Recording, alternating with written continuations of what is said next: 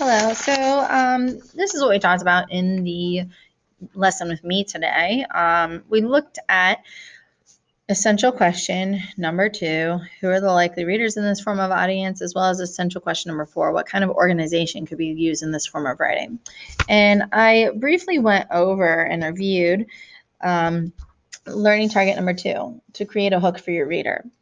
But our notes were looking at the 3 parts of the introduction. The first part of that introduction is your hook. From there, you have a transition sentence. And then the last part is that thesis statement. We spent a ton of time talking about the quality of thesis statements. We talked about how that thesis statement should address the task and be your specific ways that you're going to go into and discussing your body paragraphs. The thesis statement is also used to set up your outline. So this should already be done before you even think about starting your rough draft, because the thesis is what you used in your outline, which was your brainstorming method for rough drafting.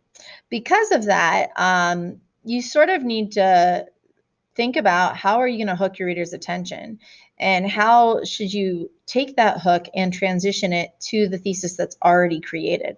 So your thesis is already created, and that's really the bare bones of your intro is your thesis. But the hook and the transition sentence are sort of just a way to be creative and lead your writer into what you're going to analyze for your topic. Now, with the hook, I've asked that you focus on the following types: a small story, or 2, a shocking statement,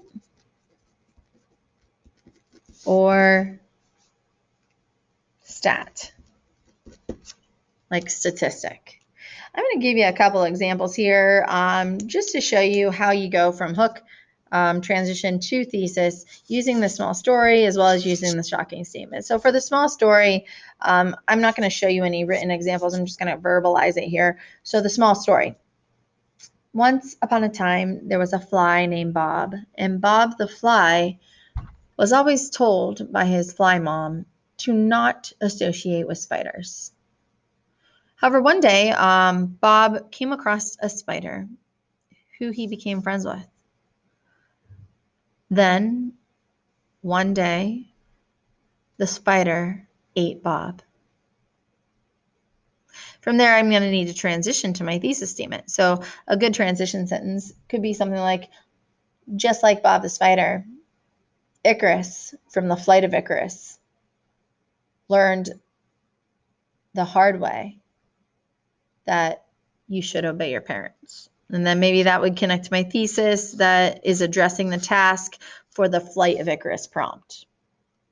Now I'll give you a shocking statement example. And I'll do this for a informative prompt, maybe for Big Rocks Balancing Act. Okay. So every day, thousands of people die from earthquakes. Transition sentence. Luckily, a few men out in California have managed to research balancing rocks and have learned quite a bit about earthquakes. Leads me to my thesis statement, which would be, on the task for the Big Rocks Balancing Act prompt. So the hook and the transition are a great way that you get to be creative in your writing. A big caution: do not change, manipulate, or ruin your thesis statement as it connects to your 2 skills simply for the sake of being creative in your hook and transition sentence. Make sure your thesis is on point, addressing the task, mentions the 2 skills that you've circled from your prompt, because this should be solid for analysis and the 2 skills that you're analyzing. So don't let the creativity of your hook and transition ruin that.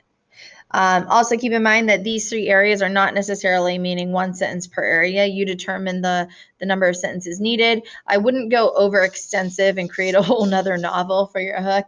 Make sure it is more of a succinct story or a succinct shocking statement or stat. But I do, for a type 3 that you're going to have for me at the end of the week, you need to make sure that you're practicing one of these types for that type 3.